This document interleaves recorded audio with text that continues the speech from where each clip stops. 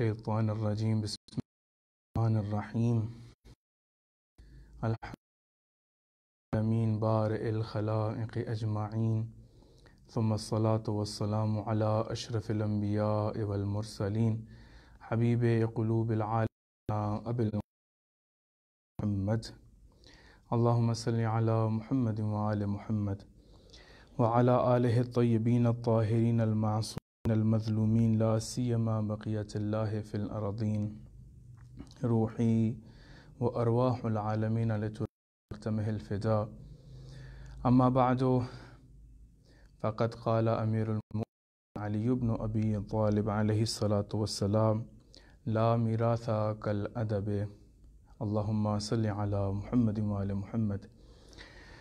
سب سے پہلے آپ تمام مومنین کا مومنات شکر گزار ہوں کہ آپ سب نے یہ سب اہتمام خود اس پلیٹ فارم کا، صالحین کا، کہ جو تربیت اولاد اور تربیت فرزندان ایک صالح تربیت کے لیے کوشاں ہیں۔ اس کے بعد پروردگار کا شکر گزار ہوں کہ جس نے اس مبارک مہینے میں، کہ جس کی نسبت خود خداوند عالم کی جانب ہے، ایک ایسا مہینہ کہ جس کو خداوند عالم نے انسان کے لیے مبارک قرار دیا، کہ جس میں لیلۃ القدر قرار امام حسن مجتبی علیہ الصلوۃ والسلام کو اس کائنات میں بھیجا۔ شکر گزار ہوں خداوند عالم کا کہ اس مبارک مہینے میں خداوند عالم نے موقع دیا کہ وہ گفتگو کا باعث بنے، وہ گفتگو کر سکیں کہ جو ہمارے معاشرے میں صالح افراد کے زیادہ ہونے کا باعث بنے، اور اس سے مدد لے سکیں کہ جس کو رسول خدا ختمی مرتبت محمد مصطفیٰ صلی اللہ علیہ وآلہ وسلم نے کہا کہ انا مدینۃ العلم و علی بابہا، کہ میں علم کا شہر ہوں اور علی اس کا دروازہ ہے۔ اور انہی ایام کے حوالے سے کہ جو شہادت امیر المومنین علیہ الصلوۃ والسلام کے ایام ہیں، تعزیت و تسلیت ہے کہ خداوند عالم ہمیں آخرت میں معصومین علیہ السلام کے ساتھ معشور فرمائے، اور اس دنیا میں امیر المومنین علیہ السلام کی تعلیمات پر عمل کرتے ہوئے، نقش قدم پر چلتے ہوئے، ان کی سیرت پر عمل کرتے ہوئے آگے بڑھنے کی توفیق عطا فرمائے، تاکہ انسان اس دنیا کی بھی بھلائی اور سعادت، اسی طرح سے اخروی سعادت کو بھی حاصل کرے۔ عنوان جو ہم لوگوں نے انتخاب کیا کہ جس کے اوپر انشاءاللہ تعالیٰ آج گفتگو کر رہے ہیں، امیر المومنین علیہ السلام، ان کے اقوال سے استفادہ کرتے ہوئے اپنے تعلیم و تربیت کا اہتمام کرنا ہے۔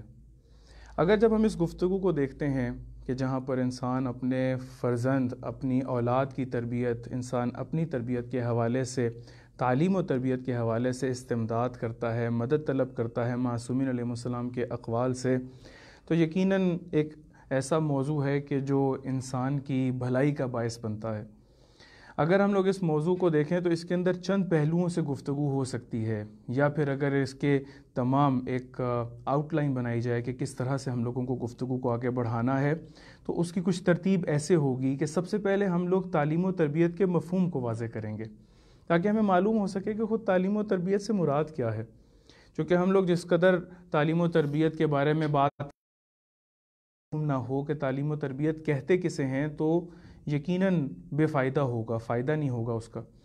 جس طرح سے اس کی مثال کہ ہم عموماً معاشرے کے اندر دیکھتے ہیں ایک دوسرے کو کہ بھئی تم شکر ادا کیا کرو، شکر ادا کیا کرو۔ اب وہ شکر ادا کرنے سے مراد کیا ہے، یہ سب سے زیادہ اہم ہے کہ شکر کہتے کسے ہیں۔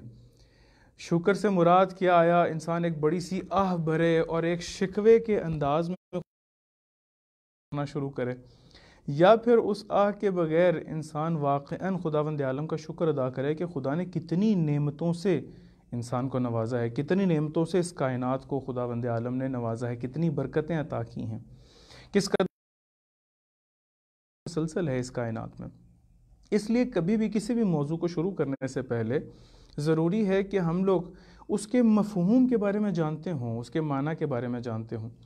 اور دوسری اس کی وجہ یہ ہے ذکر کرنے کی کہ چونکہ بتایا گیا کہ یہ ایک ایسا پلیٹ فارم ہے کہ جس میں زیادہ بچے ہیں، اور مقصود ان تک بھی پیغام پہنچانا ہے، بلکہ انہی کو سمجھانا ہے، چونکہ یہ ایک ایسی نسل ہے کہ جس نے آگے بڑھ کر معاشرے کے صالح افراد بننا ہے، معاشرے کی جو اصلاح ہے انہوں نے انجام دینی ہے۔ یہ وہ بچے ہیں یہ وہ افراد ہیں کہ جن کو خداوند ایسا رکھا ہے کہ جو آگے بہترین ثمرات اور نتائج دے سکتے ہیں. چونکہ شیخ بہائی انسان کی زندگی کو چند حصوں میں تقسیم کرتے ہیں. کہتے ہیں کہ ایک ایسا حصہ کہ جس میں بچے کو نومولود کہا جاتا ہے، ایک دوسرا حصہ کہ جس میں وہ بچہ ہوتا ہے، تیسرا حصہ کہ جس میں وہ نوجوان ہوتا ہے، چوتھا حصہ کہ وہ جوانی میں قدم رکھتا ہے، اور پانچواں حصہ کہ جو اس کے بڑھاپے کا حصہ ہے اور جہاں پر وہ اس کائنات سے جانے کی بات کرتا ہے اور ایک انتقال کی اور ایک منتقل ہونے کی بات کرتا ہے. وہ جب بھی کسی کی تبدیلی اور کسی کی تربیت کے حوالے سے بات کرتے ہیں، شیخ بہائی کہتے ہیں کہ ان پانچوں حصوں میں سے یا پانچوں ادوار میں سے یا پانچوں ایراز انسان کے جو زندگی میں آتے ہیں، ان میں سے صرف پہلے دو ایسے ہیں کہ جن کے اندر اس کی تربیت کی جا سکتی ہے. شیخ بہائی ایک بڑا نام ہے، صاحب کشکول. وہ کہتے ہیں کہ اس کے علاوہ جتنے بھی باقی تین حصے ہیں اس کے اندر انسان کی تربیت ممکن ہی نہیں ہے. اسی وجہ سے وہ تزکیے اور تربیت کے حوالے سے مفہوم کو جدا کرتے ہیں. کہتے ہیں تزکیہ ایک ایسا مفہوم ہے کہ جہاں پر انسان اپنے نفس کو پاک کرتا ہے اور اس پاکیزگی کے نتیجے میں اس سعادت کو حاصل کرتا ہے. بس تزکیہ ان پانچوں حصوں پر مشتمل ہے. اس بچے کا بھی کیا جا سکتا ہے، اس جوان کا، نوجوان کا، بڑھاپے میں، ان تمام یہ جتنے بھی ادوار ہیں اس کو تزکیہ شامل ہے کہ ایک بچہ تزکیہ کرتے ہوئے اپنے آپ کو اس قابل بنا لیتا ہے کہ اس سے پہلے کہ وہ سن بلوغ تک پہنچے، اس سے پہلے کہ وہ بالغ ہو، وہ اسی کائنات میں رہتے ہوئے تزکیہ کرتے ہوئے علامہ حلی بن جاتا. اسی طرح سے وہ اس قدر پاکیزہ ہوتا ہے کہ خداوند عالم ان کو شیخ مفید کی شاگردی میں لے کر آتے ہیں اور اس دنیا کو وہ سادات گھرانے سے سید رضی اور سید مرتضیٰ جیسی شخصیات ملنا شروع ہوتی ہیں. کتنے ایسی تاریخ میں علماء کتنے کہ جنہوں نے اس نوجوانی اور جوانی کے اس دور سے پہلے ہی اپنا تزکیہ کیا اور اس نتیجے میں خداوند عالم نے اس کو ایسا علم عطا کیا کہ جس کے نتیجے میں وہ ایک معاشرے کی اصلاح کا باعث بن سکے. جبکہ تربیت شیخ بہائی کے اس نظریے کے مطابق صرف پہلے دو حصوں پر مشتمل ہے. یعنی اگر انسان کو معاشرے کی اصلاح کے لیے کام کرنا ہے تو یہ جو نئی نسل ہے، یہ جو ایسے بچے ہیں، یہ جو ایسے انسان ہیں کہ جو اس وقت اپنی اس نوجوانی والے دور میں داخل نہیں ہوئے، ہاں ان کی تربیت کی جائے. امام خمینی رحمۃ اللہ علیہ سے بھی جب کہا گیا کہ آپ کا انقلاب کیسے ممکن ہے کہ یہ ایک معاشرہ ایک ایسے نظام فاسد کا شکار ہے، ایک فاسد نظام کا شکار ہے کہ جس کے نتیجے میں کی تربیت ممکن ہی نہیں ہے. آغوش میں اس وقت معمار ہیں، ان سے کام شروع کیا گیا، ان کی تربیت کی گئی، اور تربیت کرنے کے نتیجے میں دیکھیں خداوند عالم نے اہل بیت علیہ السلام کے چاہنے والوں کے لیے کس قدر ایک خوبصورت ملک قرار دیا، ایک ایسی جگہ قرار دی کہ جہاں پر وہ آزادی کے ساتھ اپنے تمام اعتقادات پر رہتے ہوئے اعمال انجام دے سکتے ہیں. تمام دنیا کے لیے جتنے بھی مظلومین ہیں، مستضعفین ہیں، ان کے لیے ایک صدا بن گیا، ایک ایسی آواز کہ جو اس دنیا کے اندر موجود ہر قسم کے دشمن خدا کے مقابلے میں آ کے کھڑا ہونے لگا. پر جب ہم لوگ تعلیم و تربیت کی بات کرتے ہیں تو ضروری ہے کہ پہلے ہم لوگ تعلیم و تربیت سے مراد کیا ہے. دوسرا نقطہ کہ جو انشاءاللہ تعالی آج ہم لوگ بیان کریں گے وہ تربیت کی اہمیت امام علی علیہ السلام کے نزدیک ہے کہ امیر المومنین علیہ السلام کے اقوال میں امیر المومنین علیہ السلام کے نزدیک خود تربیت کی کیا اہمیت ہے، یا امام علیہ السلام نے تربیت کو کس طرح سے دیکھا، کس نگاہ سے بیان کیا ہے. اس کے بعد امام علی علیہ السلام ہی کے نزدیک، چونکہ موضوع ہمارا امیر المومنین علیہ السلام سے مشخص ہے، اس وجہ سے کوشش کریں گے کہ امیر المومنین علیہ السلام سے ہی استمداد کرتے ہوئے انہی کے اقوال، انہی کے فرامین، انہی روایات سے استفادہ کرتے ہوئے اس ہدف کو بیان کریں کہ تربیت کا ہدف کیا ہے. اس طرح سے مزید اور نقاط ہیں کہ انشاءاللہ تعالی آج ہم لوگ ان کو بیان کرنے کی کوشش کرتے ہیں. تو سب سے پہلے چلتے ہیں اور دیکھتے ہیں کہ تعلیم و تربیت سے مراد کیا ہے. جب ہم لوگ تعلیم کہتے ہیں تو تعلیم سے مراد خود کو زیور علم سے آراستہ کرنا ہے. یعنی انسان خود کی معرفت کے لیے اپنے مدرکات سے، اپنے حواس سے، اپنی 5 جو حواس ہیں 5 سینسز، ان سے استفادہ کرتا ہے اور استفادہ کر کے علم حاصل کرنے لگتا ہے. یعنی کیا مطلب؟ انسان جب کسی اس کائنات کے اندر نگاہ دوڑاتا ہے تو بہت سارے رنگ دیکھتا ہے، بہت ساری چیزیں دیکھتا ہے، بہت سارے موجودات کو دیکھنا شروع کرتا ہے. جیسے جیسے ان رنگوں کو دیکھنا شروع کرتا ہے تو وہ اس کے ذہن میں ایک دوسرے کو کلاسیفائی کرتے ہوئے ایک جگہ بنانے لگتے ہیں کہ اس کو ہم لوگ معلومات کہنا شروع کرتے ہیں. یعنی انسان نے جب درخت کو دیکھا ہے، انسان کو معلوم ہوا کہ یہ ایک ایسا وجود ہے کہ جو حرکت نہیں کر سکتا، جس کے پتے سبز ہوتے ہیں، جس کا ایک تنا ہوتا ہے، جس کے نیچے شاخیں ہوتی ہیں، جس کا بہت کچھ ہوتا ہے. انسان نے اپنے حواس کے ذریعے سے، اپنے مدرکات کے ذریعے سے، اپنی سینسز کے ذریعے سے ان تمام علوم کو حاصل کرنا شروع کیا. ان تمام علوم کے ذریعے سے اپنی معرفت، جس طرح سے کہتا ہے افلا یتدبرون افلا ينظرون الى الابل كيف خلقت، یعنی دیکھتے نہیں ہیں کہ یہ اونٹ خداوند عالم نے اس کو کیسے خلق کیا ہے. کیا آیا یہ دیکھتے نہیں ہیں کہ اس کائنات کو پروردگار نے کس طرح سے خلق کیا ہے؟ کیا آیا اس کائنات کے اندر یہ فکر نہیں کرتے ہیں؟ اس کے بعد ایک اور مرحلہ آتا ہے کہ جس کے نتیجے میں وہ علم حاصل کرتا ہے، وہ عقل کا مرحلہ ہے. یعنی وہ بہت سارے جتنے بھی اس کے مدرکات ہیں، جتنے بھی اس نے نالج اور معلومات خارج سے حاصل کیے ہیں، وہ اپنے ذہن کے اندر اس کو کلاسیفائی کرتا ہے. یہ اس کی عقل کا مرحلہ ہے، جہاں پر وہ 1 2 3 اس طرح کے عدد دینا شروع کرتا ہے، کسی کو گروہ بناتا ہے. خارج میں اس کو کوئی گروہ دکھائی نہیں دیا، لیکن اپنے ذہن کے اندر وہ گروہ بنانا شروع کرتا ہے. وہ کہتا ہے کہ اس طرح کی صفات کے حامل کسی بھی مخلوق کو انسان کہا جاتا ہے، اس طرح کی صفات کے حامل مخلوق کو درخت کہا جاتا ہے، اس طرح کی صفات کے حامل کسی شے کو حیوان کہا جاتا ہے، اس طرح کی صفات کے حامل کسی حیوان کو شیر کہا جاتا ہے، کسی کو کوئی اور نام گھوڑا کہا جاتا ہے، یا کوئی اور اس طرح کا نام دیا جاتا ہے. یہ ساری کی ساری تعلیم ہے. تعلیم اگر تربیت کے بغیر ہو تو بے ہدف ہو جائے گی.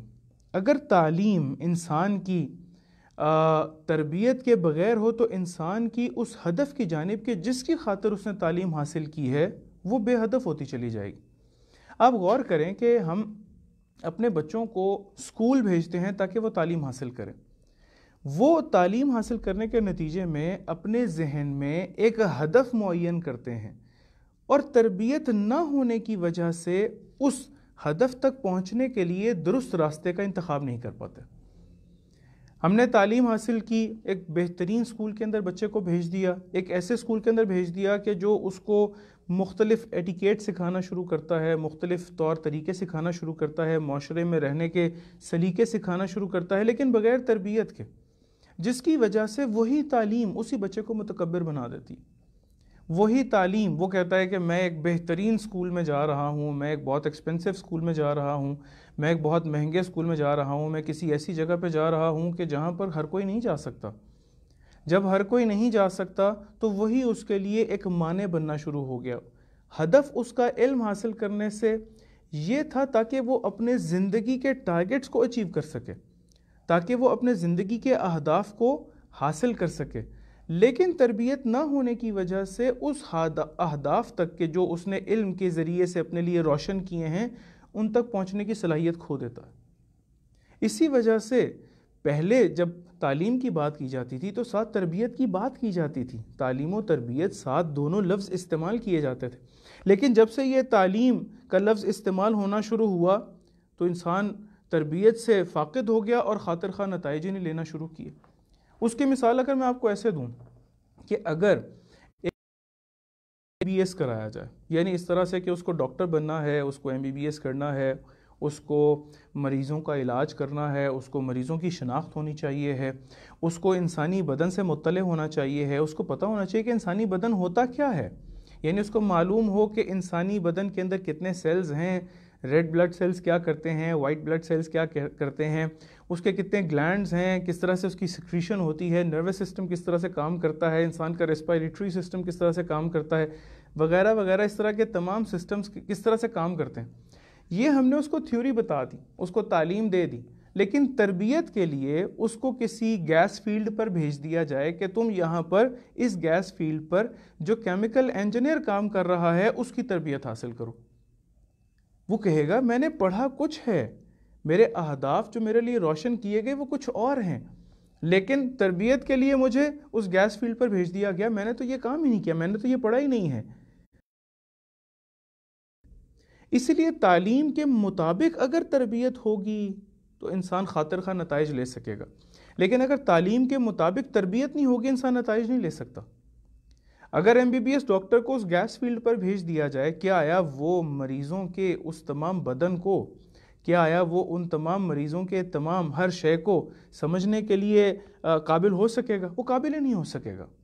مگر یہ کہ کوئی ایک انسان ایم بی بی ایس کرتا ہے، اس کے بعد اس کو ہاؤس جاب کے لیے کسی ہاسپٹل بھیجا جاتا ہے جہاں پر بہت سارے مریض آتے ہیں، ان مریضوں کو وہ کیٹر کرتا ہے اور اس کے بعد ان کا علاج کرتا ہے، علاج کرنے کے بعد آہستہ آہستہ اپنا تجربہ بڑھاتا چلا جاتا ہے، اور اس تجربے کے نتیجے میں اس کو معلوم ہونا شروع ہوتا ہے کہ میں نے اس مریض کو اس طرح سے ہینڈل کیا تھا، یہ ٹھیک ہو گیا، خداوند عالم نے اس کو شفا دے دی۔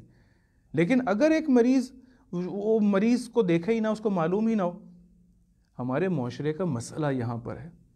ہم لوگ جب اپنے بچے کو تعلیم و تربیت کی بات کرتے ہیں، ہم اس کو تعلیم کسی شے کی دلاتے ہیں اور گھر میں جو اس کے لیے ہدف معین کر رہے ہوتے ہیں وہ کوئی اور ہوتا ہے۔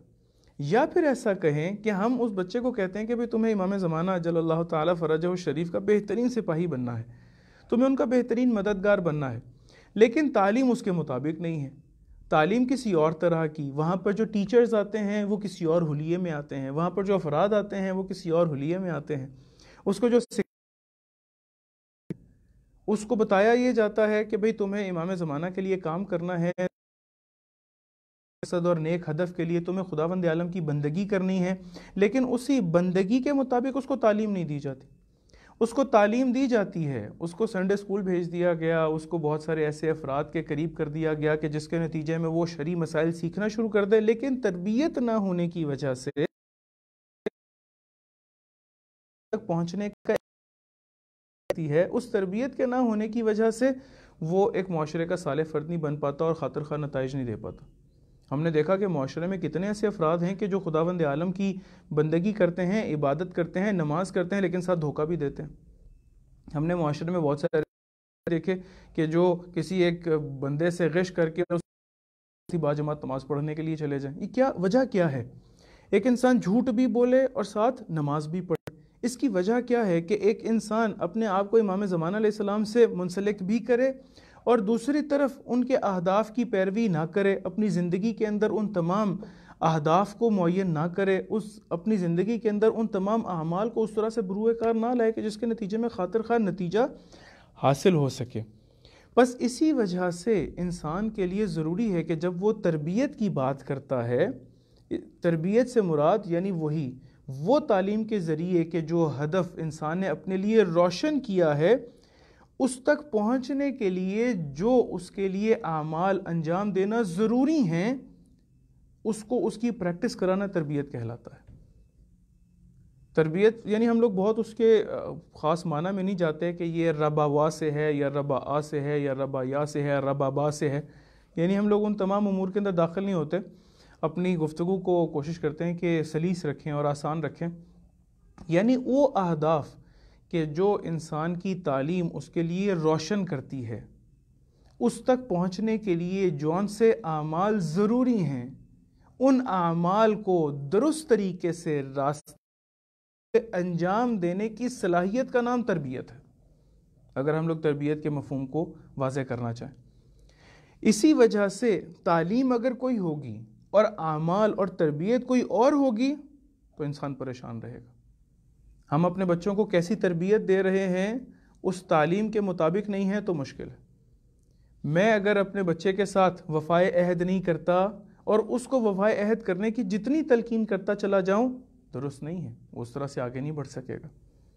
اسی وجہ سے ان دونوں کا ساتھ ہونا بہت ضروری ہے، تعلیم و تربیت کا ساتھ ہونا ضروری ہے، یعنی اس طرح سے کہ انسان تعلیم کے لیے معارف اہل بیت سے آراستہ ہو جائے اور اس کے بعد اسی طرز عمل کو انتخاب کرنا شروع کرے کہ جو معصومین علیہ السلام نے کہا ہے۔ بس معلوم ہوا کہ تربیت کیا ہے، تربیت کہتے کسے۔ اچھا، جب ہم لوگ آگے بڑھتے ہیں دوسرے نقطے کی طرف چلتے ہیں کہ تربیت کی اہمیت امیر المومنین علیہ السلام کے نزدیک کیا ہے، امام علیہ السلام تربیت سے کس قدر اہمیت کے قائل ہیں۔ امیر المومنین علیہ الصلوۃ والسلام غرر الحکم کہ جو خنساری نے ان کی تشریح کی ہے جلد نمبر 6 صفحہ نمبر 353 کے اندر، یہ خنساری امیر المومنین علیہ السلام کی ایک حکمت کو ذکر کرتے ہیں کہ لا میراث کالادب۔ جب انسان ارث کی بات کرتا ہے، کبھی ارث کو مال دولت، پیسہ، جائیداد، دکان، بینک بیلنس، گاڑی، ان تمام کو ارث شمار کرنے لگتا ہے۔ وہ کہ جس کے پاس کتابیں ہیں، کتابیں ارث میں آ گئیں، جس کے پاس لباس زیادہ ہیں، لباس ارث میں چلے گئے آگے۔ یعنی جب انسان عالم الآخرہ کی جانب جب اس سے اس کا ناطہ ٹوٹتا ہے تو اس کا جتنا ترکہ ہے وہ سب کا سب ارث اس کی اولاد کے لیے۔ یہ جب ارث المومنین علیہ الصلوۃ والسلام کہتے ہیں لا میراث کالادب، ادب سے بڑھ کر کوئی میراث نہیں ہے۔ ادب ایک ایسا مفہوم ہے کہ جس کا تعلق تربیت کے ساتھ ہے۔ ادب ایک ایسا مفہوم ہے کہ جس کا تعلق انسان کی تربیت یافتہ اولاد، اور وہ اس کو ادب سکھانے میں کامیاب ہو جاتا ہے تو امام علیہ السلام کہتے ہیں کہ اس سے بڑھ کر کوئی اور ارث نہیں ہے، اس سے بڑھ کر اور کوئی میراث نہیں ہے۔ ساری زندگی کوشش یہ کرتا رہتا ہوں کہ اپنی اولاد کو بہترین سہولیات دینا شروع کروں۔ میں ساری زندگی کوشش کرتا ہوں کہ اپنی اولاد کو بہترین طریقے سے اس کرنا شروع کروں، لیکن بہترین طریقہ کیا ہے؟ کیا آیا بہترین طریقہ یہ ہے کہ انسان اپنی اولاد کے لیے پیسہ جمع کرتا رہے؟ کیا آیا بہترین ارث یہ ہے کہ انسان اپنی اولاد کے لیے ایک بہترین اور بڑا گھر دے جائے؟ کیا آیا انسان کے لیے بہترین یہ ہے کہ وہ اپنی اولاد کے ارث کے لیے بہت زیادہ بینک بیلنس چھوڑ جائے؟ امیر المومنین علیہ السلام ان میں سے کسی کا ذکر نہیں کرتے۔ نہیں کہتے کہ بڑا بینک بیلنس ہونا چاہیے، نہیں کہتے کہ بڑی گاڑیاں ہونی چاہیے، نہیں کہتے کہ بہت بڑا گھر ہونا چاہیے۔ لا میراث کالادب، 3 جملے امیر البیان نے کہا کہ جن کا کلام واقعاً کلاموں کا امام ہے۔ وہ فرماتے ہیں کہ ادب تاکہ آپ کے لیے آپ کی زندگی میں یہ بچہ باعث سکون بن سکے، تاکہ آپ کے لیے آپ کا یہ بچہ باعث اطمینان بن سکے۔ امیر المومنین علیہ الصلوۃ والسلام فرماتے ہیں کہ انسان کے لیے 3 چیزیں ایسی ہیں کہ جو باعث اطمینان بن سکتی ہیں۔ پہلی چیز، انسان کے ایک ایسی بیوی کے ہمراہ ہونا کہ جو اس کے اہداف کے ساتھ موافق ہو، یہ اس کے لیے باعث سکون ہے۔ اگر یہ جو بیوی اس کی جس کا اس نے انتخاب کیا ہے وہ اس کے اہداف کے ساتھ سازگار نہ ہو، مشکلات۔ میرا ہدف یہ ہے کہ میری اولاد امام زمانہ علیہ الصلوۃ والسلام کے قریب سے قریب تر ہوتے چلے جائیں، لیکن میں اگر انہی اہداف کے ساتھ موافق اپنی زوجہ کا انتخاب نہیں کرتا، مشکلات۔ امام علیہ السلام کہتے ہیں دوسری چیز کہ جو دنیا میں انسان کے لیے باعث سکون ہے وہ فرزند صالح ہے، وہ صالح فرزند ہے کہ جس کی تربیت کا ذمہ خداوند عالم نے آپ کو دیا۔ اگر اس کی درست تربیت کر لیں گے تو یہ آپ کے لیے باعث سکون ہوگا۔ تیسری چیز کہ جو یا تیسرا وجود کہ جو اس کائنات کے اندر باعث سکون ہے وہ اس کے بھائی ہیں، اس کے دوست ہیں کہ جو اس کے ہدف کے ساتھی ہیں۔ ہم نے معاشرے کے اندر دیکھا کہ کتنے ایسے افراد ہیں کہ جن کا حلقہ احباب وہ ہے کہ جن کے اہداف پاکیزہ ہیں، اسی وجہ سے باعث سکون ہے۔ شہید قاسم سلیمانی کی مثال لے لیجئے، آپ مختلف اور اس طرح کے افراد کی مثال لے لیجئے کہ ان تمام مشکلات کے باوجود سکون، ایسے بھائی ان کو میسر تھے کہ جو ایسے بھائی ان کو میسر تھے، یا ایسے بھائیوں کا انتخاب تھا، یا ایسے بھائی ان کے قریب تھے کہ جو ان کے ہدف کے ساتھ تھے۔ اگر میرے اہداف کے ساتھ میرے آس پاس کے افراد نہ ہو، انسان کے لیے مشکل ہے اس کائنات۔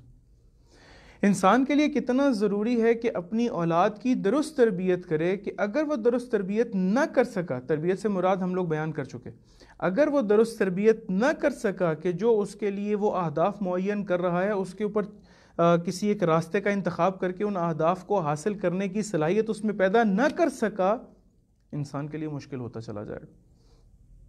اس کی ایک مثال تاریخ سے لیتے ہیں کہ جب رسول خدا ختم مرتبت محمد مصطفیٰ صلی اللہ علیہ وآلہ وسلم کے دور میں دو ان کے صحابی ہیں، طلحہ اور زبیر، کہ جو رسول خدا کے ساتھ ہیں۔ طلحہ کے جو طلحۃ الخیر کہا رسول خدا نے ان کو، زبیر کے جن کو سیف الاسلام رسول خدا نے کہا کہ یہ اسلام کی تلوار ہے۔ امیر المومنین علیہ السلام فرماتے ہیں کہ یہ دونوں ہمارے ساتھ تھے، یہ طلحہ اور زبیر ہمارے ساتھ تھے، یہاں تک کہ جنگ جمل کی بات آئی۔ جب جنگ جمل میں طلحہ اور زبیر نے حضرت عائشہ کے ساتھ مل کر مصر سے ایک فوج کو اکٹھا کیا، امیر المومنین علیہ السلام کے مقابلہ کرنے کے لیے ان کو آمادہ کیا، حضرت عائشہ اور طلحہ اور زبیر بعد میں بصرہ آئے، بصرہ کے جہاں پر امیر المومنین علیہ السلام کی خلافت میں کہ جو 36 ہجری سے آنورڈ شروع ہوئی 4 سال کے لیے، وہاں پر امیر المومنین کے والی کو ہٹایا، بصرہ کے اوپر قبضہ کیا۔ قبضہ کرنے کے نتیجے میں جب امیر المومنین تک خبر پہنچی کوفہ میں کہ وہاں پر تو انہوں نے قبضہ کر لیا ہے، امیر المومنین تک خبر پہنچی، مومنین نکلے اور وہاں پر جنگ جمل وغیرہ سارا سلسلہ جو ہوا۔ امام علیہ السلام فرماتے ہیں کہ ما زال زبیر رجل منا، یہ جو زبیر کہ جس کے بارے میں ہم نے کہا کہ رسول خدا نے فرمایا تھا کہ یہ سیف الاسلام ہے، کہ یہ اسلام کی تلوار ہے، یہ تب تک ہمارے ساتھ تھا، یہ زبیر ہمارے ساتھ تھا، زبیر ہمارا حامی تھا، زبیر ہم سے محبت کرتا تھا، اہل بیت سے محبت کرتا تھا، رسول خدا سے محبت کرتا تھا۔ لیکن کیا ہوا؟ حتی نشا ابنہ المشوم عبداللہ، یہاں تک کہ اس کا ایک عجیب اور غریب اور پلید بیٹا عبداللہ کہ جو اس دنیا میں آتا ہے، اس عبداللہ ابن زبیر نے زبیر کو ہم سے دور کر دیا۔ یہ جو عبداللہ ابن زبیر کہ جس کی درست تربیت نہ ہونے کے نتیجے میں اپنے باپ کو وہ دور کرتا ہے اور امیر المومنین کے مقابلے میں لا کر جنگ جمل میں کھڑا کر دیتا ہے، اور اسی جنگ جمل میں دونوں کے دونوں مارے جاتے ہیں۔ عاقبت بنی، میں اپنے بچے کے لیے بہترین آسائشوں کا بندوبست کرتا رہوں لیکن اس کی تربیت کی طرف نگاہ نہ کر سکوں، کس حد تک انسان جا سکتا ہے، کس حد تک انسان کو وہ مشکلات سے دوچار کر سکتا ہے، کس حد تک انسان کو وہ پریشان کر سکتا ہے۔ کس قدر اہمیت امیر المومنین علیہ السلام نے بیان کی کہ انسان کے لیے کتنا ضروری ہے کہ وہ ان تمام تربیت کے لیے جد و جہد کرنا شروع کرے، سیکھنا شروع کرے۔ کس قدر انسان کو وادار کیا گیا کہ اگر تم نے اپنے بچے کی درست تربیت نہ کی تو کل کو معاشرے میں وہ تمہارے لیے پریشانی کا باعث بن سکتا ہے۔ یہی فرزند صالح تمہارے لیے کیا جائے تو یہ انسان کے لیے باعث عزت و باعث افتخار بن سکتے ہیں، خداوند عالم کے لیے انسان کے لیے باعث آرامی اور باعث سکون قلب بن سکتے ہیں۔ لیکن سوال یہ ہے کہ اس تربیت کے اہداف کیا ہونے چاہیے، یعنی اس تربیت کا ہدف کیا؟ آیا صرف امیر المومنین یہ دیکھتے ہیں کہ ہم لوگ اس معاشرے کو ایک اچھے افراد مہیا کر دیں، اچھا ہیومن جو ریسورسز ہیں وہ معاشرے کو مہیا کرنا شروع کر دیں؟ میں کیوں اپنی اولاد کی اچھی تربیت کروں؟ کیوں میں ان کو ایک طریق اور اس راستے کی طرف آگاہ کروں؟ کیا آیا میں صرف اس تربیت سے یہ چاہتا ہوں کہ وہ میرے لیے باعث افتخار بننا شروع کر دیں؟ کہ جیسے ہم لوگ معاشرے میں دیکھتے ہیں، میں ایک جگہ پہ گیا تو وہاں انہوں نے اپنے چھوٹے بچے کو بلایا اور بلانے کے بعد کہتے ہیں آؤ مولانا کو دعائے امام زمانہ سناؤ۔ تو میں نے کہا کہ مجھے کیوں سنائیں یہ؟ دیکھیں مولانا، یعنی اگر ایک انسان اس طرح سے کہ تاکہ اس کا گھر کا ماحول دوسروں کے لیے وہ یہ بیان کر سکے کہ بہت زیادہ نیک ہے، بہت زیادہ متدین ہے، بہت زیادہ دیندار ہے، کیا آیا یہ ہدف ہے تربیت کا؟ کیا آیا یہ ہدف ہے کسی بچے کو؟ ہدف کیا ہے؟ میں کیوں اپنی اولاد کی تربیت کروں؟ میں کیوں آگے بڑھ کر اس کا خیال دعائے امام زمانہ سکھاؤں؟ کیوں آگے بڑھ کر ان تمام امور سے اس کو آگاہ کرنا شروع کروں؟ کیوں میرا بچہ ان تمام امور سے آگاہ ہونا شروع ہو جائے؟ اگر امیر المومنین علیہ السلام سے پوچھتے ہیں کہ کیوں انسان اپنے بچے کی تربیت کر سکے تو امام علیہ السلام 2 الفاظ کے اندر اس کا جواب دیتے ہیں۔ امام علیہ السلام فرماتے ہیں تاکہ تمہاری اولاد بہترین خداوند عالم کی بندگی اور اطاعت کر سکے، والسلام۔ ان 2 اہداف کے لیے امیر المومنین علیہ السلام کہتے ہیں اپنی اولاد کی تربیت کرو۔ میں اس کو ہاتھ ملانے کا، اس کو کھانا کھانے کا، اس کو بہت ساری چیزوں کا سلیقہ سکھانا شروع کرتا ہوں، وہ اپنے اسکول کے اندر اس تمام سلیقوں کو سیکھنا شروع کرتا ہے، لیکن کیا آیا وہ بڑھتا ہے؟ کیا آیا میں اس کی ایسی تربیت کر پاتا ہوں کہ وہ خداوند عالم کی اطاعت کر سکے؟ امام علیہ السلام نے 2 الفاظ کے اندر تربیت کی، ایک ایسے بچے کا اس معاشرے میں آنا ہے کہ جو خداوند عالم کی بندگی اور اطاعت کر سکے، خداوند عالم کی عبادت کر سکے۔ ابن شہر آشوب سے علامہ مجلسی کتاب بحار الانوار میں امیر المومنین علیہ السلام سے ایک روایت نقل کرتے ہیں، کہتے ہیں کہ میں نے کبھی بھی خداوند عالم کسی ایسی اولاد کی تمنا نہیں کی ہے، کبھی کسی ایسی اولاد کو خداوند عالم سے نہیں چاہا ہے کہ جو بہت خوبصورت ہو، بلند قامت ہو، جس کا قد بہت خوبصورت ہو، جس کی صورت بہت زیادہ خوبصورت ہو، بلکہ میں نے ہمیشہ یہ دعا کی ہے کہ خداوند عالم مجھے وہ اولاد عطا کر بردار ہو سکے اور اس کو مشکل نہ ہو سکے، ان صفات کی حامل اولاد کو میری آنکھوں کی ٹھنڈک بنا دے۔ مانگ خداوند عالم سے فرزند رہے ہیں، لیکن اس فرزند کے ساتھ کیا کچھ کہہ دیا؟ یہ نہیں کہا کہ خوبصورت ہو، کہا ایسا ہو کہ خدایا جو تیرا تقوی اختیار کرتے ہوئے تیری فرما برداری کر سکے۔ حضرت ابراہیم علیہ السلام بھی جب دعا کرتے ہیں، سورہ صافات کی 100 نمبر آیت ہے، خداوند عالم سے جب دعا کی، چونکہ معلوم ہے حضرت ابراہیم علیہ السلام کی جو زوجہ ہیں حضرت سارہ، ان سے جب اولاد نہیں تھی تو حضرت سارہ کی کنیز حضرت ہاجرہ کے جن کو حضرت ابراہیم کے سپرد سارہ نے، تو حضرت ہاجرہ سے خداوند عالم نے حضرت ابراہیم علیہ السلام کو حضرت اسماعیل علیہ السلام عطا کیے۔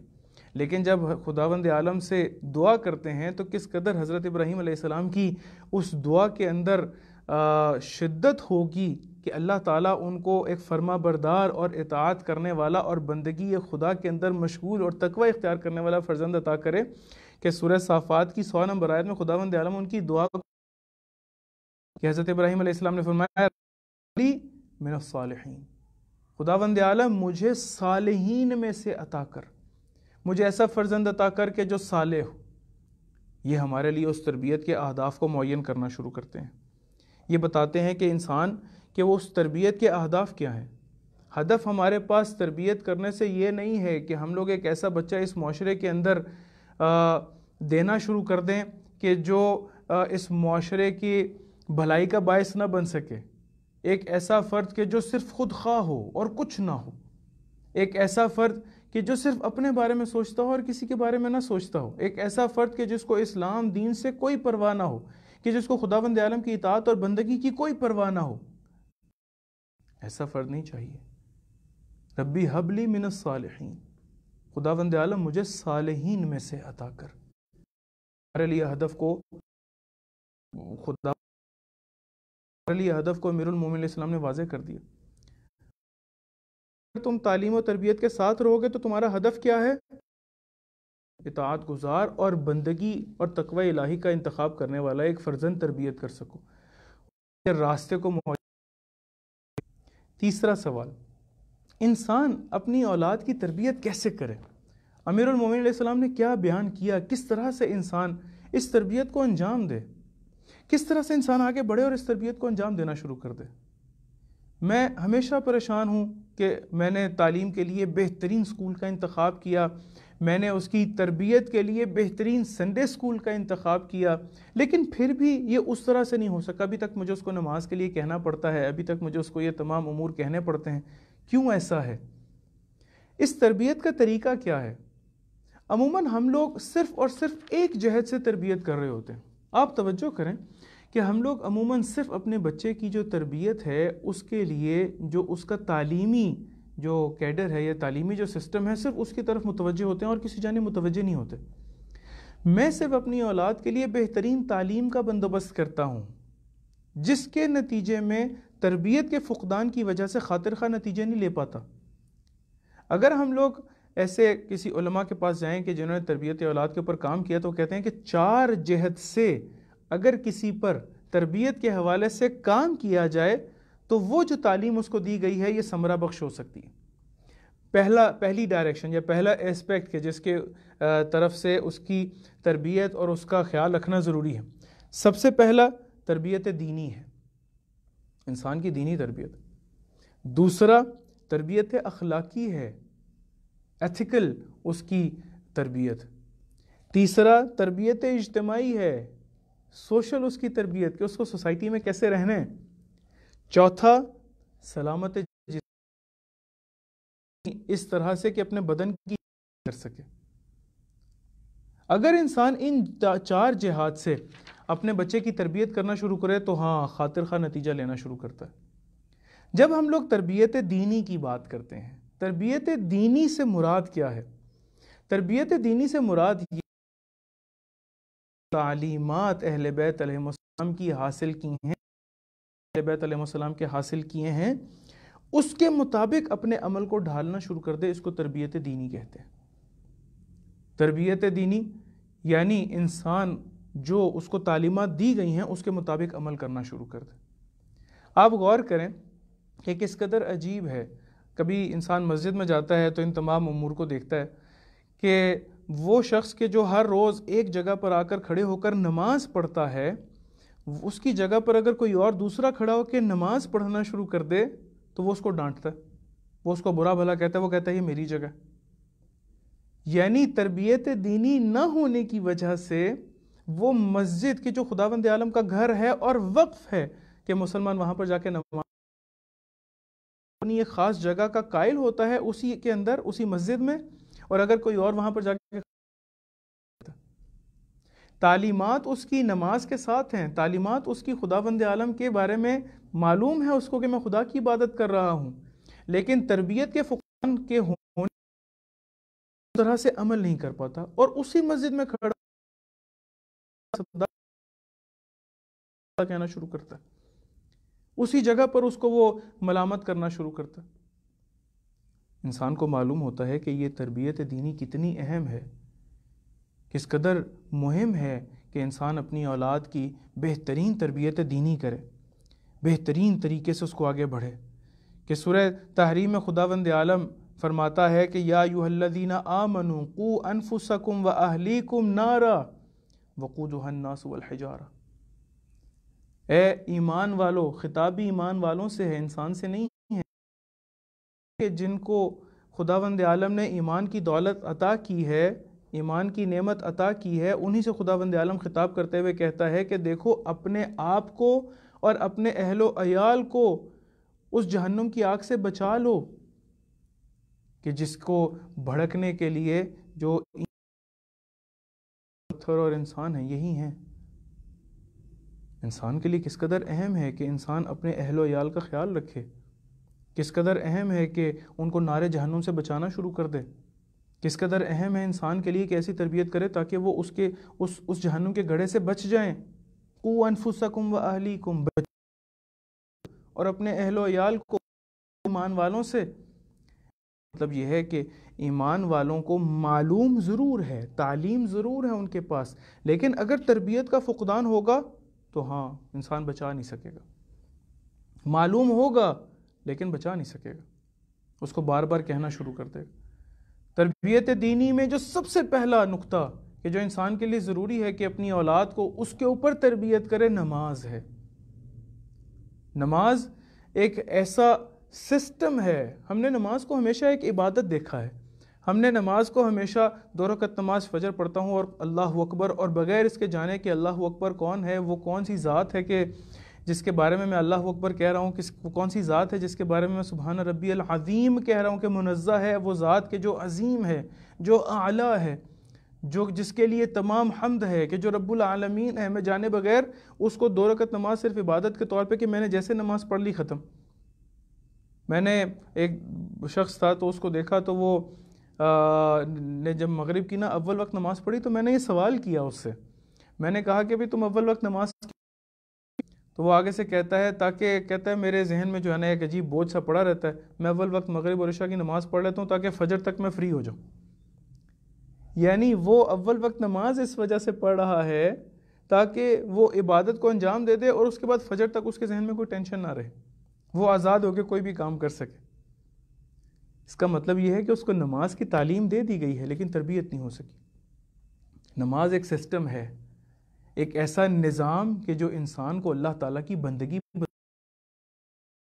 ایک ایسا نظام کہ جو بتاتا ہے کہ کس طرح سے خداوند عالم کی اطاعت کی جا سکتی ہے، ایک ایسا نظام کہ جو بتاتا ہے کہ خداوند عالم کی اطاعت ہوتی کیا ہے، ایک ایسا نظام کہ جو انسان کو بار بار وادار کرتا ہے، بار بار بتلاتا ہے کہ تمہیں جب خداوند عالم کی بندگی کرنی ہے تو کہنا کیا ہے خدا کو، ایک ایسا نظام کہ جو انسان کو بتاتا ہے کہ جب تم نے خداوند عالم کے محضر میں جانا ہے تو اس کا سلیقہ کیا ہے، اس کا طریقہ کیا ہے، اس کا اسلوب کیا ہونا چاہیے۔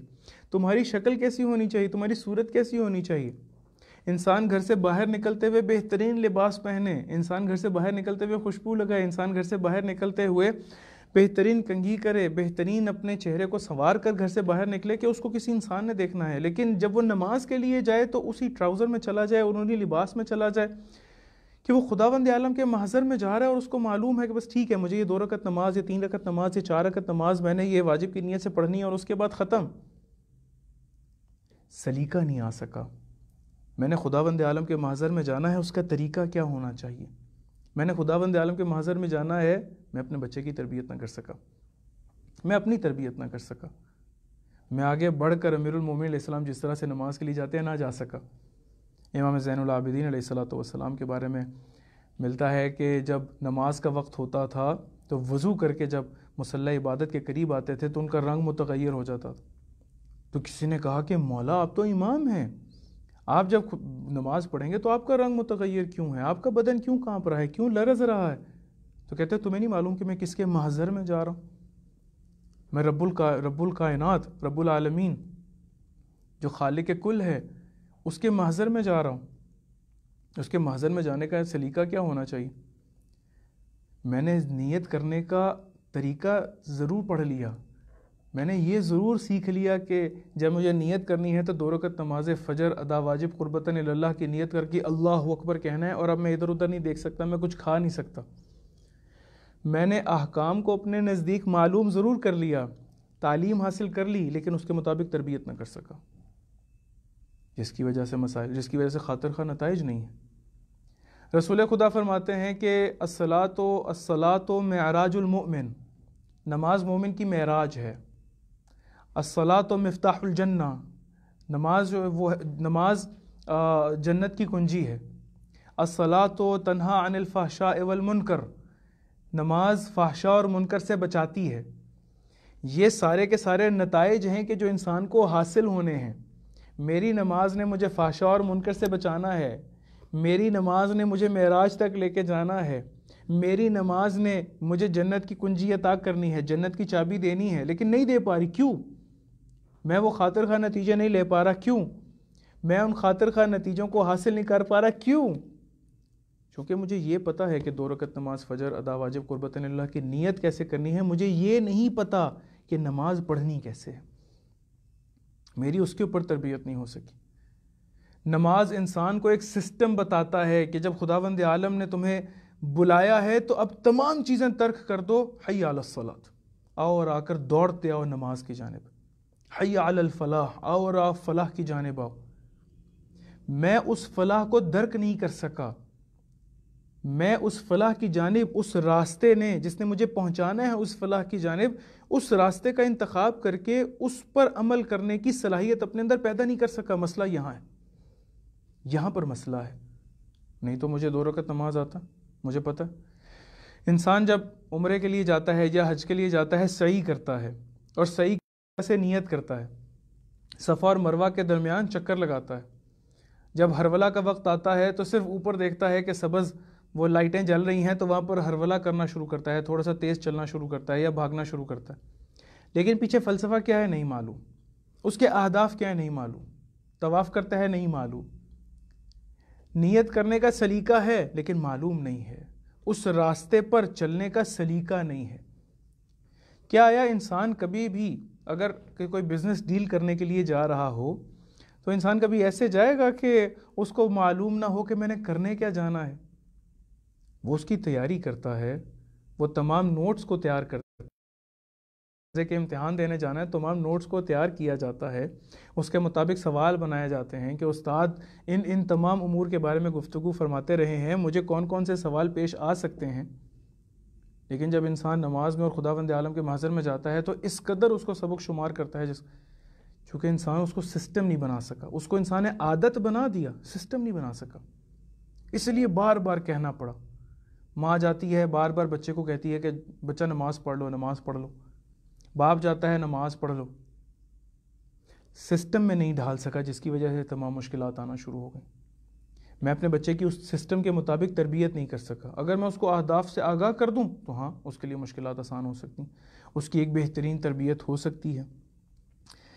اہل بیت علیہم السلام نے نماز کے بارے میں اس قدر شدت سے فرمایا ہے کہ جس کی انتہا کوئی نہیں، کہ روایت میں ملتا ہے کہ امام صادق علیہ السلام جب اس کائنات سے رخصت ہونے لگے اور شہادت ہو گئی، یعنی شہادت کا وقت قریب تھا ان کو زہر دیا جا چکا، تو زہر کے اثرات کی وجہ سے ان کو معلوم کہ ابھی وہ اس کائنات میں زیادہ دیر تک رہ نہیں پائیں گے، تو انہوں نے اپنی تمام اولاد کو جمع کیا، انہوں نے کہا سب کو بلا لاؤ، اور بلانے کے بعد کہا کہ دیکھو یہ میرا پیغام باقی میرے جو چاہنے والے ہیں ان تک بھی پہنچاؤ، تو فرمایا لا تنال شفاعتی من استخف بالصلاۃ، ہم اہل بیت علیہ السلام کی شفاعت اس کو نصیب نہیں ہو سکتی کہ جو نماز کو سبک جانتا ہے، جو نماز کو ہلکا جانتا ہے۔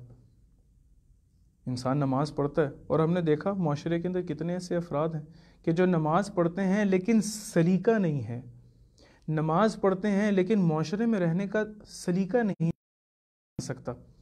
وہی نماز کے جو صلاۃ تنہا عن الفحشاء والمنکر ہے، فحشاء اور منکر سے بچاتی ہے، یہی فحشاء اور منکر سے غنا اور موسیقی اور گانے سنتے ہوئے اٹھتا ہے، وضو کرتا ہے، نماز پڑھتا ہے اور دوبارہ سے اسی لہو و لعب کی محفل میں چلا جاتا ہے۔ کتنی اس طرح کی بات ہوتی کہ بھئی ابھی رمضان آ گیا، ابھی نماز 5 وقت کی پڑھی جا رہی ہے، رمضان کے بعد کیا آیا وہ نماز نہیں ہے؟ کیا آیا وہ خداوند عالم کی عبادت نہیں ہے؟ انسان کیا آیا خداوند عالم کے محضر میں نہیں ہے؟ کیا آیا رمضان کے بعد خداوند عالم کی اطاعت نہیں ہو سکتی؟ کیا آیا خداوند عالم کی بندگی نہیں ہو سکتی؟ کیوں انسان؟ چونکہ انسان تربیت نہیں کر سکا اپنی، چونکہ اس طرف جا نہیں سکا، اپنے آپ کو بہترین طریقے سے اس کے اندر ڈھال نہیں سکا۔ دوسرا تربیت دینی کے اندر جو سب سے اہم نقطہ ہے وہ قرآن کی تعلیم ہے۔ نماز کی اہمیت، اس کے بعد قرآن کی تعلیم۔ آپ معاشرے کے اندر دیکھ لیں، میں نے اپنے بچے کو قرآن پڑھنے کا طریقہ بتا دیا کہ تمہیں پڑھنا کیسے ہے، میں نے اس کو تجوید پڑھا دی، میں نے اس کو قاری صاحب لگوا دیے، اور قاری صاحب آ کر اس کو تجوید اور ان تمام مخارج کے ساتھ حروف کو ادا کرنے کی اس کے اندر صلاحیت پیدا کر دی، لیکن قرآن کے اوپر تربیت نہ کر سکا، قرآنی تربیت نہ کر سکا، جس کی وجہ سے مشکلات کا شکار، جس کی وجہ سے پریشانی کا شکار۔ قرآن جس طرح سے کہتا ہے اس طرح سے اس کو لے کر آگے نہ بڑھ سکا۔ قرآنی تربیت، میں نے اس کو قرآن کی تعلیم دے دی لیکن اس کے اوپر تربیت نہ کر سکا۔ میں نے قرآن صامت پڑھنے کا طریقہ اس کو بتا دیا لیکن قرآن ناطق کے بارے میں آگاہ نہ کر سکا، اہل بیت علیہ السلام کے اہداف کے بارے میں اس کو آگاہ نہ کر سکا، اس کی اس طرح سے تربیت نہ کر سکا۔ مشکل۔ کتنے ایسے اصحاب ہیں، کتنے ایسے افراد ہیں کہ جو جنگ صفین میں امیر المومنین علیہ السلام کے مقابلے میں وہاں پر قرآن کی تلاوت کیا کرتے تھے لیکن قرآن ناطق سے دور تھے۔ کیوں؟ خوارج کے جن کے بارے میں کہا جاتا ہے کہ جن کے ماتھے سجدے سے کالے ہو چکے اور ان کے گھٹنے جو ہیں وہ کالے ہو چکے، اور قرآن کی اونچی اونچی رو رو کر تلاوت کیا کرتے تھے لیکن اہل حق سے دور تھے۔ کیوں؟ قرآن نہیں پڑھتے تھے، قرآن دیکھتے نہیں تھے، اس کو چھوتے نہیں تھے، یا قرآن کی تلاوت نہیں کرتے تھے، قرآن کے مطابق تربیت نہ کر سکے، اس راستے کا انتخاب نہ کر سکے کہ جو ان کو ہدف تک لے جائے۔ مشکل پیدا ہو گئی، حق اور باطل کے درمیان تمیز مٹ گئی، جس کی وجہ سے مشوش ہو گئے، امیر المومنین کو چھوڑ دیا۔ انسان کے لیے کس قدر اہم ہے کہ قرآن کے مطابق اپنی تربیت کرنا شروع کر دے، قرآن کو سمجھنا شروع کر دے۔ میں نے ایک دوڑ لگا لی کہ میں نے اس رمضان کے مہینے میں قرآن کو ایک دفعہ مکمل کرنا ہے اور اس کے بعد میں نے قرآن کھول کر نہیں دیکھنا۔ اس کا مطلب یہ ہے کہ یہ جتنی بھی امور ہیں ہمارے ساتھ مجھے بتا دیا گیا لیکن میری اس طرح سے تربیت نہ ہوئی۔ ہمارے والدین بھی بچوں کے بارے میں کہ بھئی رمضان ہے اب تو قرآن پڑھ لو، رمضان ہے اب تو قرآن پڑھ لو، یہ رمضان ہے اب تو قرآن پڑھ لو، یعنی رمضان کے بعد قرآن کی تلاوت کی ضرورت نہیں ہے۔ کتنا مشکل ہے انسان کے لیے۔ میں نے اس کو پڑھنا سکھا دیا لیکن اس کے اوپر تربیت نہ کر سکا، میں اس کے عمق سے اس کو آگاہ نہ کر سکا، قرآن میں خداوند عالم کہہ کیا رہا ہے اس کو بتا نہ سکا، نہ میں اس کو ان لوگوں کے قریب کر سکا کہ جو اس کو بتا سکیں۔ میں ایک جگہ پہ گیا تو وہاں پر میرے سامنے والد نے اپنے بچے سے پوچھا، اور اس بیٹے کی عمر ہوگی تقریباً اس وقت 15 سال کی یا 14 سال، 14 سال کا بچہ تھا۔ تو والد اس سے پوچھتا ہے، میں ایک مولانا وہاں پر جب وہاں پر موجود تھا تو وہ پوچھتا ہے کہ بتاؤ تم کم جانا پسند کرو گے کہ نیو یارک؟ تو بچے نے بغیر سوچے سمجھے، یعنی 14-15 سال کا بچہ نہیں ہے، وہ نوجوان ہے، سمجھدار ہے، وہ بغیر کچھ سوچے سمجھے فوراً میرے سامنے کہتے ہیں نیو یارک۔ میں نے اس سے آگے سوال کرنے کی یعنی اس کی ضرورت ہی نہیں تھی۔ اس نے جو نیو یارک جانا ہے، کیوں؟ چونکہ اس کے بارے میں اور ان اہداف اور وہاں پر جا کے کیا کیا اس کے لیے پاسبلٹیز ہیں، یہ اس کے والد نے بتا دیا۔ لیکن قرآن سے، اہل بیت علیہ السلام کی تعلیمات سے اس نے کیا استفادہ کرنا یہ نہ بتا سکا، جس کی وجہ سے اس کے جواب اس طرح سے بننا شروع ہو گئے۔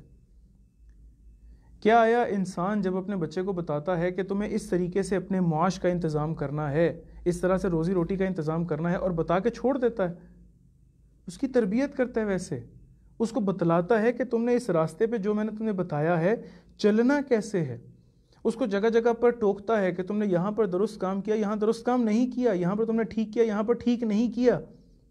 لیکن جب دین کی بات ہے تو نہ میں اس کو ٹوکتا ہوں نہ کچھ اور، اس کو ایک بات بتا دی اور میں اپنی ذمہ داری سے مبرہ ہو گیا، بری ذمہ ہو گیا۔ یہاں تک درست نہیں ہے۔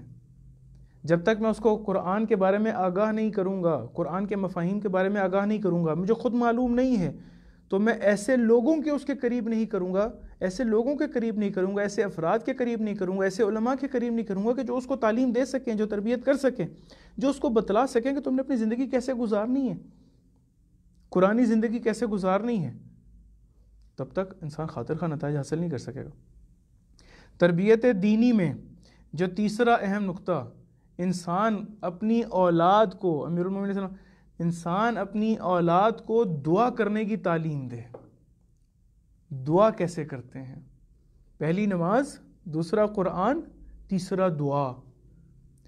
دعا انسان کے اندر سے تکبر کو ختم کر دیتا، دعا انسان کے اندر ایک تضرع کو ایجاد کرتا ہے، بتاتا ہے کہ اس کائنات کا ایک مالک موجود ہے کہ جس کے پنجے قدرت میں سب کچھ ہے۔ دعا ایک ایسا مفہوم ہے، ایک ایسا تربیت کا عمل ہے کہ جو انسان کو اسی دنیا میں رہتے ہوئے خاضع اور متزلزل بن کر اپنے رب الکائنات اور رب العالمین کے سامنے اس کے محضر میں جانے کا سلیقہ سکھاتا ہے کہ جانا کیسے ہے۔ انسان کو دعا کی تعلیم دی جائے، اپنے بچوں کو بتایا جائے کہ دعا کیسے کرتے ہیں، اپنے بچوں کو بتایا جائے دعا کرتے کون سی ہیں اور کیسے کرتے ہیں، وہ بھی اہل بیت علیہ السلام کے مطابق ہو۔ امیر المومنین علیہ الصلوۃ والسلام اس تمام ولایت تکوینی کے ساتھ، ان تمام ولایت کے ساتھ، اس امامت کے ساتھ، ہر شے کے ساتھ جب خداوند عالم کے سامنے جاتے ہیں تو کس قدر خاضع ہیں کہ انت الرازق و انا المرزوق وهل يرحم المرزوق الا الرازق، انت الدلیل و انا المتحیر، کہ جو اس کائنات کو سارے رستے بتا رہی ہے، اس کائنات کی ہدایت کر رہی ہے۔ جب خداوند عالم کے محضر میں امیر المومنین علیہ السلام جاتے ہیں تو کہتے ہیں خداوند عالم تو معبود ہے، میں تو تیرا عبد ہوں، تو رازق ہے، میں تو مرزوق ہوں، تو دلیل ہے اور میں متحیر ہوں۔ کیا آیا ان پر تیرے علاوہ کوئی اور رحم کر سکتا ہے؟ مولا یا مولا، ہمارے پاس تو خزینہ ہے، خزانہ ہے، تعلیم دے، تربیت کرے ان دعاؤں کے اوپر کہ دعا مانگنی کیسے ہے۔ مناجات امیر المومنین علیہ السلام موجود، دعائے جوشن کبیر موجود، کہ میں ایک روایت میں پڑھ رہا تھا کہ امیر المومنین علیہ السلام، امام حسین علیہ السلام سے روایت ہے کہ امام علیہ السلام نے فرمایا کہ جب میرے بابا امیر المومنین علیہ السلام کی شہادت ہونے لگیں تو اس وقت انہوں نے کہا کہ دعائے جوشن کبیر پڑھا کرو۔ اس وقت انہوں نے کہا کہ جب مجھے کفن دینا تو وہ کفن وہ دینا جس پہ دعائے جوشن کبیر پڑھی۔ ابھی لیالی القدر کے اندر دعائے جوشن کبیر پڑھی، وہ پڑھنے سے زیادہ اس کے مکمل کرنے کے اوپر توجہ ہے کہ ابھی کون سا فراز چل رہا ہے، ابھی کون سا 15واں تک پہنچ گئے کہ 16ویں تک پہنچ گئے کہ ابھی کون سا ہے۔ جیسے انسان 90 سے اوپر جاتا ہے تو اس کی بھی سانس میں سانس آتی ہے کہ ابھی تھوڑا مکمل ہونے والا۔ مجھے تعلیم دی گئی کہ لیالی القدر کے اندر تمہیں کس طرح سے عبادت بجا لانی ہے، لیکن اس کا اسلوب کیا ہے، یہ کون سی عبادت بجا لانی ہے، کیسے بجا لانی ہے، اس کی تربیت نہ ہو سکی، جس کی وجہ سے خاطر خواہ نتائج حاصل نہ ہو سکے، جس کی وجہ سے انسان وہ ثمرات حاصل نہ کر سکا، جس کی وجہ سے انسان اس ہدف تک پہنچ ہی نہیں سک رہا، جس کی وجہ سے انسان اس ٹارگٹ تک پہنچ ہی نہیں پا رہا۔ اپنی اولاد کو دعا کرنے کا طریقہ بتائیں، دعا کیسے کرنی ہے، کون سی کرنی ہے۔ کیا آیا میں نے کسی دوسرے کی گاڑی دیکھ کر یہ خداوند عالم سے فوراً اپنے بچے سے دعا کرانی ہے کہ خدایا تم دعا کرو، تم معصوم ہو، تم چھوٹے ہو، کہ ہمیں ویسی گھر مل جائے، ویسی گاڑی مل جائے؟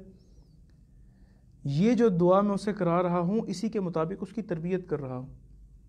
یہ جو میں دعا اسے کرا رہا ہوں اس کے ذہن میں یہی بتا رہا ہوں کہ اس کائنات میں اگر کسی شے کی اہمیت ہے تو وہ یہی ہے.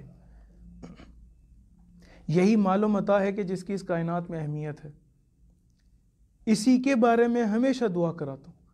اور عموماً آپ نے معاشرے کے اندر ایسا دیکھا ہوگا کہ کسی معصوم بچے کے ذریعے سے کس طرح کی دعا کرائی جاتی ہے اور بعد میں انسان مطمئن ہو جاتا ہے کہ خدا سے اس معصوم بچے نے دعا کیا، خدا اس کی دعا تو رد نہیں کرے گا. جبکہ میں اس بچے کی تربیت کر رہا ہوں، اس کو بتا رہا ہوں کہ کس شے کی اہمیت ہے اور تمہیں خداوند عالم سے کیا طلب کرنا ہے. جبکہ معصومین علیہ السلام سے خداوند عالم سے کیا طلب کرتے ہیں؟ انبیاء کیا طلب کرتے ہیں؟ انبیاء نے خداوند عالم سے دعا کے ذریعے سے بیٹا طلب نہیں کیا. حضرت زکریا کہتے ہیں ربی حبلی من لدنک ذریۃ طیبہ. یہ نہیں کہا خدایا مجھے ایک بیٹا دے دے، مجھے ایک ایسا فرزند دے دے، مجھے کچھ ایسا دے دے. یہ نہیں کہا کہ مجھے اپنی جناب سے ایک بہترین ذریت عطا کر دے، طیب اور پاکیزہ ذریت عطا کر دے. خداوند عالم نے ہمیں اسلوب بتایا، طریقہ بتایا. اسی کے اوپر انسان اپنے بچے کی تربیت کرے، اس کو بتایا کہ اس دنیا کے اندر کس شے کی اہمیت ہے، کس شے کی طرف اس کو متوجہ رہنا ہے.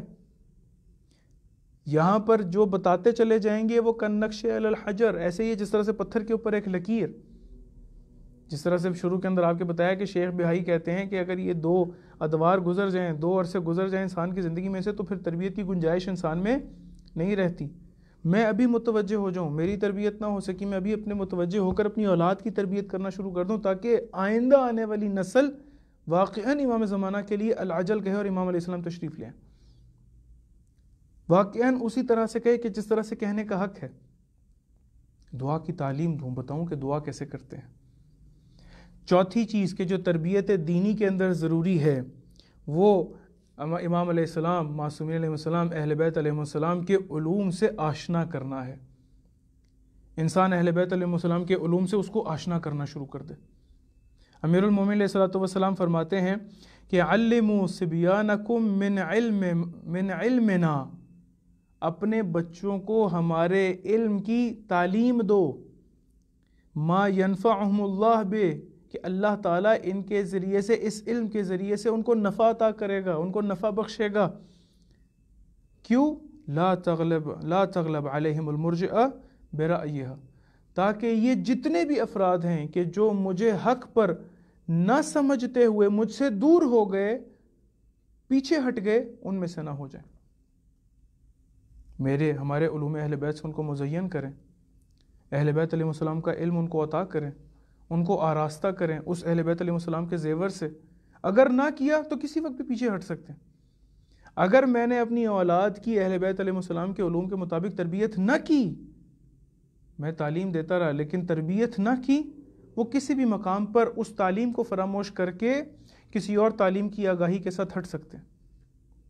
ضروری ہے کہ انسان معارف اہل بیت سے مزین کرنا شروع کرے. ضروری ہے کہ انسان اہل بیت علیہ السلام کے بارے میں اپنی اولاد کو بتانا شروع کرے. ضروری ہے کہ معارف اہل بیت کے زیور سے ان کو آراستہ کرنا شروع کرے. یہ وہ تعلیم و تربیت ہے کہ جس کے ساتھ انسان خاطر خواہ نتائج لے سکتا ہے. یہ وہ تعلیم و تربیت ہے کہ جس کے ساتھ انسان ایک بہترین نتیجے کی جانب جا سکتا ہے. یہ وہ تعلیم و تربیت ہے کہ جس کے ذریعے سے انسان بہترین ثمرات اپنی نصیب میں کر سکتا ہے. یہ وہ تعلیم و تربیت ہے کہ جس کے ذریعے سے انسان اس کائنات کے اندر سکون اپنے لیے مہیا کر سکتا ہے. یہ وہ تعلیم و تربیت ہے کہ جس کے ذریعے سے انسان آگے بڑھ سکتا ہے. انشاءاللہ موقع ملا تو آئندہ کبھی تربیت دینی کے علاوہ جو اور 3 تربیتیں جن جہاد سے انسان کے لیے ضروری ہے کہ اہل بیت علیہ السلام، امیر المومنین علیہ السلام کے فرامین کے مطابق کس طرح سے انسان ان باقی 3 جہاد کے جس کے اندر تربیت اخلاقی، تربیت اجتماعی اور تربیت جسمی موجود ہے، انشاءاللہ پھر وہ کبھی موقع ملا تو وہ بھی خدمت میں آپ کے بیان کریں گے. آخر میں خداوند عالم سے دعا ہے کہ پروردگار جو یہاں کہا گیا، جو سنا گیا، اس کو اپنی بارگاہ میں عبادت شمار فرمائے. خداوند عالم تو رحیم ہے، تو کریم ہے. ہماری اولاد کو ہمارے لیے باعث سکون و افتخار قرار دے.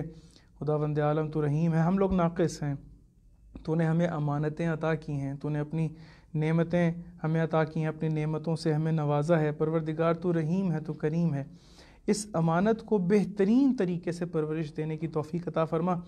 خداوند عالم سے دعا ہے کہ جتنے بے اولاد ہیں، کچھ ہمارے دوست ہیں، کچھ اور عزیز ہیں، خاص دعا ہے ان کے لیے ان تمام ایام میں، شہر رمضان میں، کہ پروردگار ان کو اولاد نرینہ و صالح عطا فرمائے۔ تمام اسیر جو مسنگ پرسنز ہیں پاکستان میں، ان کو خداوند عالم اپنے بچوں اور اپنے خانوادے کے ساتھ ملا دے۔ پروردگار سے دعا ہے کہ جتنے بھی مومنین پریشان ہیں اس وبا کی وجہ سے، کرونا کی وجہ سے، بلکہ پوری عالم بشریت اور انسان پریشان ہے، خداوند عالم بحق معصومین علیہ السلام انسان کو، بالخصوص مومنین کو، اس مشکل سے نجات عطا فرمائے۔ پاکستان ہمارا وطن ہے، پاکستان ہمارا ملک ہے، خداوند عالم اس کو شر حاسدین و ظالمین سے محفوظ فرمائے، خداوند عالم اس کو ترقی عطا فرمائے، اس پاکستان کی سرزمین کو امام زمانہ علیہ الصلوۃ والسلام کے ظہور کے لیے زرخیز فرمائے۔ خداوند عالم سے دعا ہے کہ ولی امر مسلمین رہبر معظم انقلاب کو صحت ولی طول عمر عطا فرمائے، مراج اعظام بالخصوص آیت اللہ سیستانی کی حفاظت فرمائے۔ ایک اور دعا کہ خداوند عالم بحق معصومین علیہ السلام جتنے مریض ہیں ان کو شفاء کاملہ و عاجلہ نصیب فرمائے، جو اپنے بچوں کی وجہ سے پریشان ہیں، ان کی شادیوں کی وجہ سے پریشان ہیں، ان کے لیے بہترین اسباب مہیا فرمائے۔ اور آخر میں سب سے اہم دعا، وقت کی حجت صاحب العصر والزمان کے ظہور میں تعجیل فرمائے، ہمیں ان کے اعوان و مددگار میں سے شمار فرمائے، ان کی رکاب میں لڑتے ہوئے شہادت نصیب فرمائے۔ آخر میں ایک دفعہ سورہ فاتحہ، 3 دفعہ سورہ توحید کی تلاوت فرما کے آپ تمام ناظرین کے مرحومین، بندہ حقیر کے مرحومین، ہمارے سید مبشر عباس یہاں پر ہیں، ان کے تمام مرحومین کو ذہن میں رکھیے، اور اس کے علاوہ علماء، شہداء، مراجع کے جو مرحوم ہو چکے ان سب کو ذہن میں رکھیے، بالاخص شہید قاسم سلیمانی، ابو مہدی مہندس، ڈاکٹر محمد علی نقوی، شہید عارف حسینی، امام خمینی کی روح کے لیے رحم اللہ من قرأ الفاتحہ۔ بسم اللہ الرحمن الرحیم، الحمدللہ۔